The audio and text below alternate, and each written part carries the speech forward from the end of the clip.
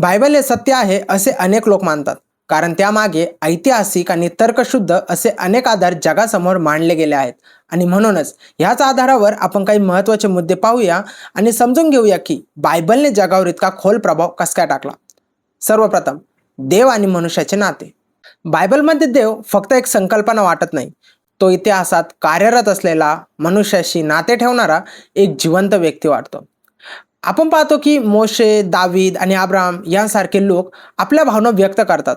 ते घाबरतात, प्रश्न विचारतात, कधी चुकतातही आणि देव सुद्धा त्यांच्याशी संवाद साधतो, त्यांना मार्गदर्शन करतो, कधी रागावतो, कधी प्रेम दाखवतो आणि नेहमी त्यांच्या सोबत राहतो.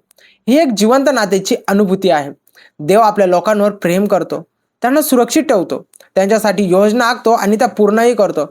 आणि जेव्हा आपण वाचतो की आपण त्याच्या प्रतिमेत बनवले गेलो आहोत, तेव्हा बायबलमधील देव आपल्यालाही स्वतःचा वाटू लागतो.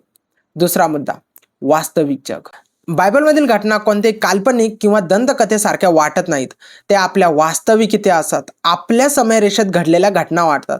बायबलमध्ये उल्लेखलेल्या जागा, राजे, युद्ध आणि काळ ही सगळं बाहेरच्या ऐतिहासिक स्रोतांमध्येही आढळतं. म्हणून बायबल वाचताना असं वाटत नाही की आपण एखादी गोष्ट ऐकत आहोत, तर असं वाटतं की आपण इतिहासातील खऱ्या घटनांना समजून घेत आहोत. तिसरा मुद्दा, तार्किक प्रवाह. बायबल हे अनेक पुस्तकांनी मिळून बनलेलं आहे आणि ही पुस्तकं वेगवेगळ्या काळात वेगवेगळ्या लोकांनी लिहिली आहेत. तरीही त्या सगळ्या पुस्तकांमध्ये एक संलग्नता आहे, एकमेकांशी जोडलेला एक स्पष्ट आणि अर्थपूर्ण प्रवाह आहे. देवाचे नैसर्गिक गुणधर्म जसे त्याची शक्ती, बुद्धी आणि त्याचे नैतिक गुणधर्म जसे न्याय, प्रेम आणि दया हे सुरुवातीपासून शेवटपर्यंत एका संतुलनात दिसतात. त्यामध्ये कुठेही विसंगती जाणवत नाही.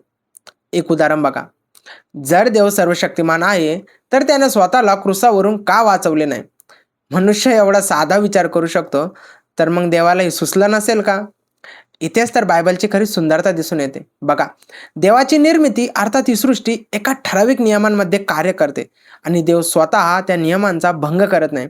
म्हणून त्या प्रश्नाचे उत्तर बघा, पापासाठी न्याय आवश्यक आहे आणि त्या न्यायासाठी एक पवित्र बलिदान आवश्यक होतं. देवाने मनुष्यावर प्रेम केलं आणि त्या प्रेमामुळे येशूने आपलं जीवन अर्पण केलं. पण कथा इथेच संपत नाही. देवाच्या सामर्थ्याने तो पुन्हा जिवंत झाला. हा आहे एक तार्किक प्रवाह आणि गुणधर्मांचे संतुलन.